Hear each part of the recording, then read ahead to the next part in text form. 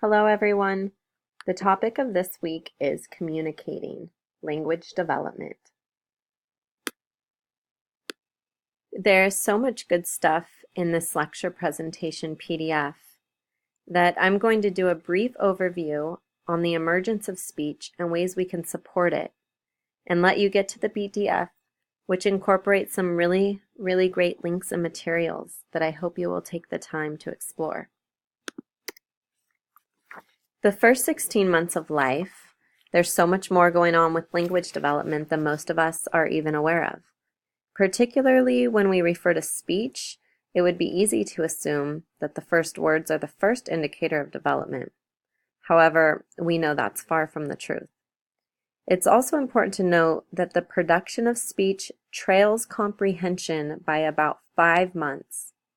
So well before those first words, infants are comprehending language.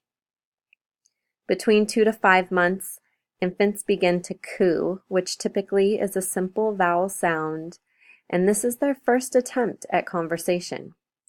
I don't think there's anything cuter or more adorable than an infant puckering their lips and cooing. Next comes babbling, starting around 5 months on. Babbling is a more complex attempt at conversation, requiring more motor control than cooing. Babbling is repeated sounds of vowels and consonants. The most common first babbling is da, da, da, which is a super exciting moment for most parents. At this stage, infants are practicing producing sounds and are exercising the motor skills needed. First words typically appear at about 12 months, but remember that comprehension of the word spoken precedes the spoken word.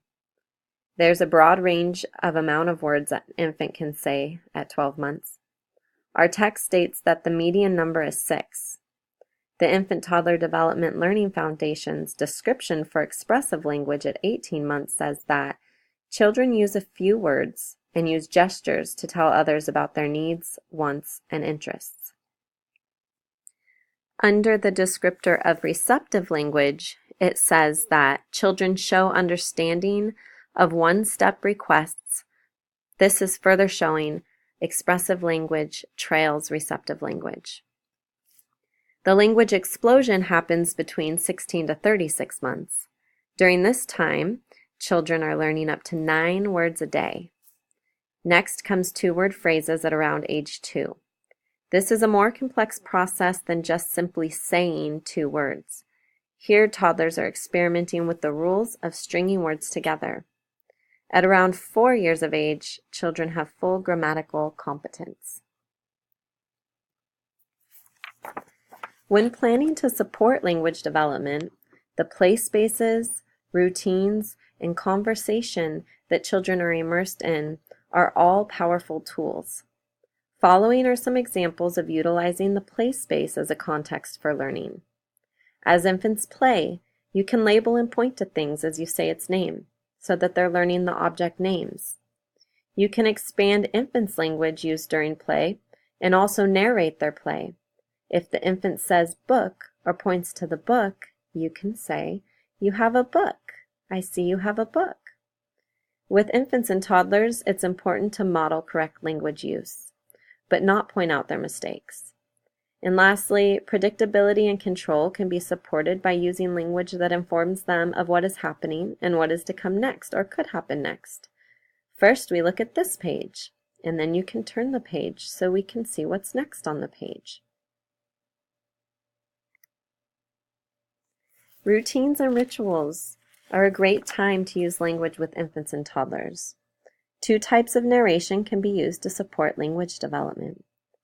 Throughout the day, self-talk can be used to share what you are doing through everyday experiences.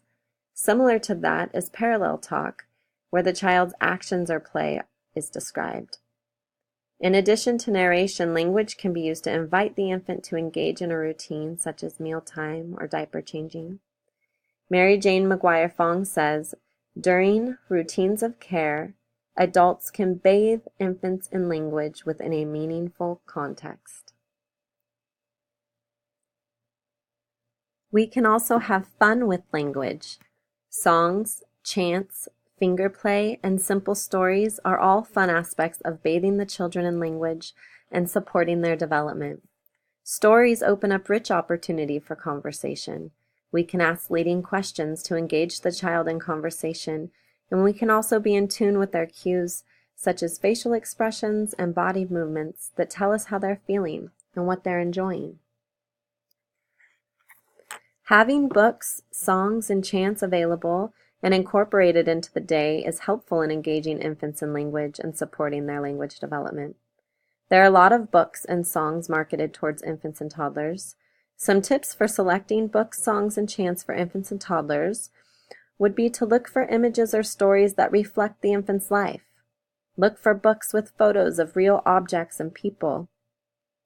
Look for predictable elements mixed with elements of surprise, and also opportunity to play with sounds of language such as repetition and predictability, words that rhyme, and rhyme that occur within the text. It's best if the book is sturdy so that it can withstand being mouthed and won't rip easily, but also because it invites the pincer grasp in turning pages. It's fun to look for books that have the features mentioned above. You can do your own research. I encourage you to check out the website listed here, Best Books for Babies.